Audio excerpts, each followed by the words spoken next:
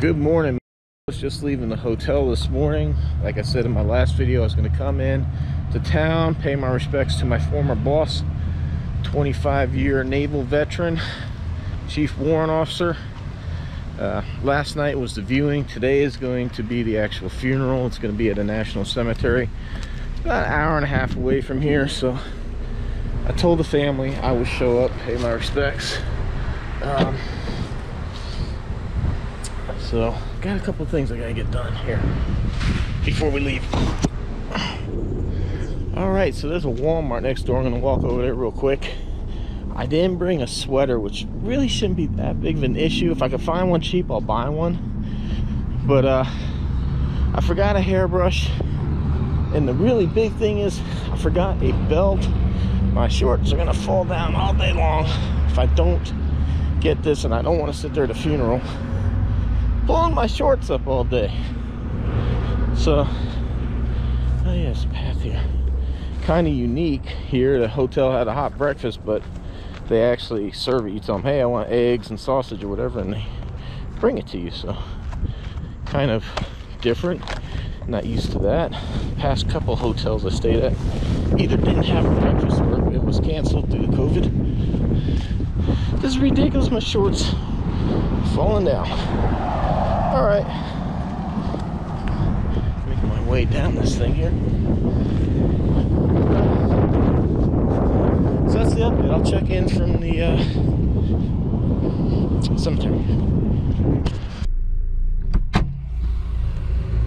All right, what do you think? Got a sweater, well worth it. We got a belt. We got a hairbrush, and I got the wife some beautiful flowers. Because I love her. I know, I'm sorry, I lied. I said we check in at the cemetery, but I wanted to show you what I got. And I forgot, I want to check out the Sam's Club here. They carry some stuff here that I can't find at the one near my house. So I'm going to check in there. I'm probably not going to film it, but yeah, I'll see you at the cemetery. You are reading that correctly. 165 for regular unleaded. 165. It's 195 for premium. Holy wow.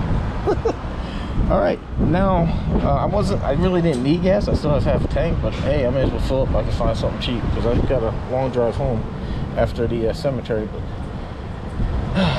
all right, now we'll go to the cemetery.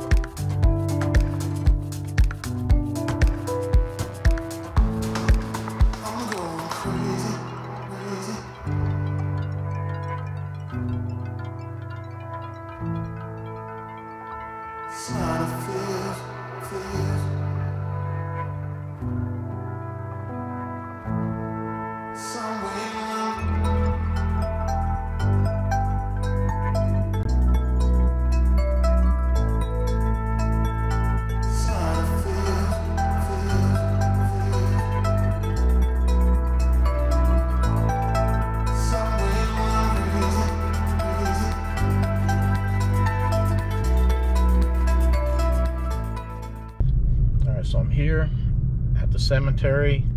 They do have a Navy honor guard here that's going to do the full ceremony.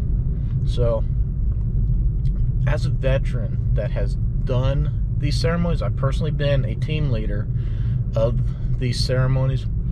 I wanted videotape to kind of show you what it's like. I'm not gonna show like the family stuff like that out of respect, but I do kind of want to show what the military honors funeral looks like. It's gonna be different than what you've probably seen on TV at Arlington. Arlington was a very prestigious place. They have a full-time team that does it. A lot of places like this have people who do this from time to time. Kind of like me, I was in flight school, and when we had a shortage of instructors and aircraft, then we would go on the funeral detail. So they cycled us through. Oh wow, they actually have a live bugler. That's awesome. We had a cheap boombox. All right, guys, let's go.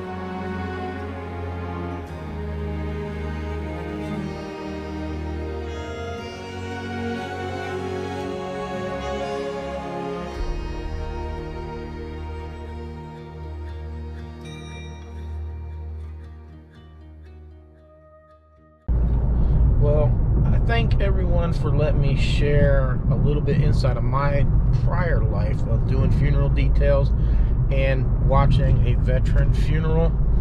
It was definitely a little bit different than the way that we used to do it when I was stationed at Fort Rucker. If the person was retired or died on active duty, we sent 7 people. We had 6 people would remove the casket from the car. We would march it to the gravesite. We would place it down on the system that would lower it into the ground, and then we would march off to our rifles and we only had 6 people fire, and the 7th person, the team leader, gave the command, ready, fire, and the commands to march. I said Arlington's has a full-time crew to do this, so they would actually have a true 7-gun, 21-gun salute. So there, I guess things have changed now. They no longer, I was talking to the lady that runs the place, they no longer do actual graveside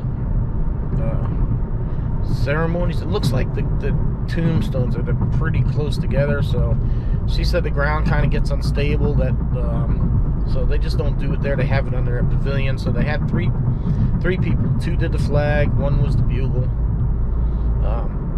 I really, and I don't think the GoPro picked it up, I could be wrong, maybe you heard it. From what I heard, though, was kind of when she presented the flag, she goes, present this flag on behalf of a grateful nation and the United States Navy for the faithful and honorable service rendered by your loved one. I might have missed something. The line that we had when I was on a funeral team was, this flag is presented on behalf of the President of the United States and a grateful nation for the faithful and honorable service rendered by your loved one. And then we would do the same thing. We would get up, or we took a knee. I took a knee whenever I gave a flag to a widow. We would take a step back, salute the flag again. Like I said, we would either have 3 people folding the flag or 6 people, and it would be passed down. So I guess, you know, with COVID and just the way everything is, it's a little bit different. But I said, I know funerals and cemeteries is not the greatest thing, but this channel is cars, coffee, and life. And man, sometimes life is not happy all the time. It brings tears.